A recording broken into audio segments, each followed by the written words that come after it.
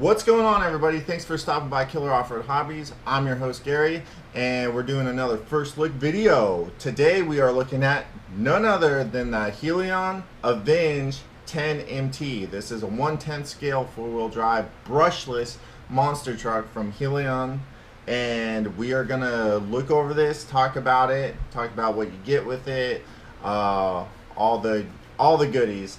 So let's get into it. I'm gonna do things a little bit different today, so hopefully you guys like that.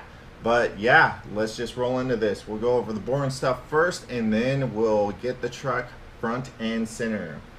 So first off, you get this iconic ET3 2.4 gigahertz transmitter. This is pretty cool looking, I do have to say. Has this little flip up lid right here. It does have your on-off switch. It does have a bind button. It does have trims for your steering and throttle. It also has dual rates right here, and it has reverse switches for steering and throttle, and it does have an EPA as well. So this is a pretty nifty little transmitter for what it is. It runs on 4 AA's, and it does have a third channel button right here that you can turn on and off if you want to run lights or whatever off the third channel. More lights actually, because this does come with LEDs. It does have a pretty cool looking little wheel here with a foam on it. It does have like a little brake assembly in there as well to kind of give it a little more zazz. It feels good in the hand. I do like how it doesn't have like any antenna or anything sticking up. It does seem like it's going to be a good transmitter. We'll have to see about range issues, if it has any or anything like that. But so far so good. I like the look of it. I like the feel of it. And it is 2.4 gigahertz. Alright, so this does come in the truck, but I pulled it out. You do get a 7-cell nickel metal hydride pack. It's an 8.4 volt 1800 milliamp hour. This will get you started, and they do supply you with this wall trickle charger to go ahead and charge this up. Do not plug a LiPo into this thing. This is not rated for LiPo, nickel metals only, but this will get you started. Outside of 4 AA's, this thing comes ready to go. So all you'll need is 4 AA's, which I supplied my own in the transmitter. Alrighty, over here you don't get a whole bunch of stuff with this truck. You get 3 Allen keys, pretty basic. You don't get a wheel wrench though, so that is a note to make. Your leaflets here, you get a 30-day limited warranty with this truck. This is all the information on your transmitter, how to set it up and all that stuff. Actually, the funny thing is, the transmitter manual is much thicker and much more detailed than the actual truck manual. The truck manual has almost nothing, as you can see. Just kind of tells you how to turn it on, how to set up everything to run, and then it gives you a parts listing on the back, but it doesn't tell you how to work on this truck or anything. It doesn't show you anything like that. So if you do get this truck and you do want to work on it, make sure you do know how to work on RCs, because this owner's manual isn't a whole bunch of help. Alrighty, so getting to the truck, as I said, this is a 1/10 scale four-wheel drive monster truck. And it comes in, the brushless version comes in at about $360 anywhere that sells this. I got this from A-Main. Got it here in 2 days, but I only live an hour away from them. So I do want to talk about a couple things before I get into going over exactly what's in this truck. So one thing I really appreciate about Helion, the price of this truck coming in at $360, it is a little more expensive than some 10 scale brushless monster trucks, and it is less expensive than some others. So it's kind of right in the middle, and that's why I actually got this. I just reviewed the Low C Tenacity MT, which is $400 ready to run, and I just reviewed the Red Cat TR MT10E. That's a mouthful. and that comes in at $300. So this coming in at the $360 mark is about in between that, and that's why I actually picked this up. When I saw it, it looks like a decent little truck. I've had good experience with Helion clones. This is my first Helion product I've had on the channel, but I have had like Chinese Helion clones like the FS Racing Victory X, and I absolutely loved that truck, and it was a direct copy of the Invictus 4x4. So, you know, this is going to be right in the middle. It looks cool. It looks like it has decent stuff, and we'll have to go ahead and review it and see where it fits, if it is actually in the middle, or, you know, if it's a little overpriced or whatever. But that's kind of my my reasoning behind going ahead and grabbing this and reviewing it. Now, a few things I do want to talk about before we do like the pan over and talk about everything is a couple of cool things that they did with this truck that I really enjoy. I like it when companies go the extra mile. So one thing is the LED lights in the front and rear. That is not standard. It's starting to get a little, you're starting to see it a little more frequently, but I like it when companies show the initiative and go the extra mile and go ahead and put a little bit more into the truck than just like a basic, here you go, you know, you do it type thing. So they did put LED lights in the front and rear bumpers, and they included this wheelie bar. Now, I do think this is a pretty obnoxious wheelie bar. It is pretty big. It does stick out there quite a bit, but it is adjustable, and hey, it comes on the truck, so you can't really complain. Well, you can if you want to, but that's just kind of, you know, it is what it is. So it is big, it is loud, it does stick out, it does look kind of funny, but hey, they supplied a wheelie bar, and with the brushless systems that come in these RCs nowadays, it is almost mandatory for any brushless RC to have a wheelie bar, or else you're just going to be tearing up the back of your body or flipping over backwards or whatever. Alrighty, so this is where I'm going to change it up. We're going to talk about the truck, what's in it, but you're not going to be seeing my face while we do it. Let's do this.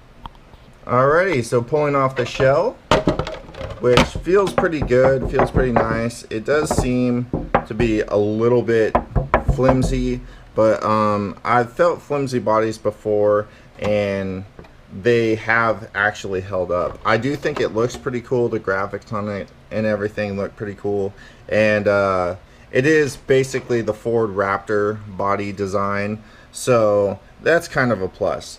Oh, would you look at this? It comes with a basically like a little dust shield cover on here. Awesomeness. I did know that, but I wanted to surprise you guys. Alright, so starting from the front, let's check it out. So starting in the front, I do see that we have plastic threaded bodied shocks. The suspension feels very nicely set up. Your camber and toe will be adjustable with these adjustable turnbuckles and camber links. It does have a track bar up here as well. I can see the drive shafts are plastic, and the A-arms look to be pretty thick. You do have 3 spots on the shock tower, which is plastic, to adjust your shocks, and it looks like you have 3 positions on the A-arms as well. The A-arms look to be pretty beefy, not too bad at all. Your bulkhead mounts, or basically your hinge pin mounts, do look to be aluminum. Moving back from there, you do have this receiver box. It is just clipped here. The electronics in this thing are said to be all-weather, water resistant, so not exactly waterproof, so just keep that in mind. We'll go ahead and take this shroud off to continue on, and of course you have your little LED lights that go to the front and rear. Now, I couldn't find any specs on this servo, but it is all-weather. We'll have to see how it does turn in these tires. Hopefully it does okay. This is a 60 amp ESC that is 2 and 3S capable, and it does look like a rebranded Hobby Wing quick run, if I'm not mistaken. I will let you know. But yeah, it says 2 and 3S capable right here on the side, and it says it has a BEC from 3 to 6 volts. That's pretty cool. Moving back from there, we have brushless 3300 kV motor. That should be plenty for this little truck. And the gear pitch is 48 pitch. That's something you don't see too often nowadays, but it is still out there and around, of course, because this truck has it. So that's pretty cool. Moving to the rear is a lot of the same as the front. You have your plastic body, plastic cap, threaded shocks, so you can adjust your ride height, and you do have 3 positions on the A-arms and shock towers as well. It does have the plastic drive shafts just like the front, and adjustable camber links, so your camber will be adjustable. And then going to this loud, obnoxious, very huge wheelie bar that is supplied, so I am happy for that. Thank you guys. Moving to the tires. These tires feel great. The only bad thing I can say about these is they do look to be basically direct copies of the Proline Trencher X's. But hey, you know, it is what it is. Before we finish up here, looking at the battery tray, looks nice and generous. Does have these 2 straps, should hold the battery in there very nicely. I do like these running boards they put on here on the side of the chassis. The chassis is all plastic. We'll go ahead and flip this thing over. Check out the bottom. You do get a little added clearance here with this, but not really, because your diffs are basically down here. Oh, look at that. They did include these little fake exhaust tips. That is actually pretty cool.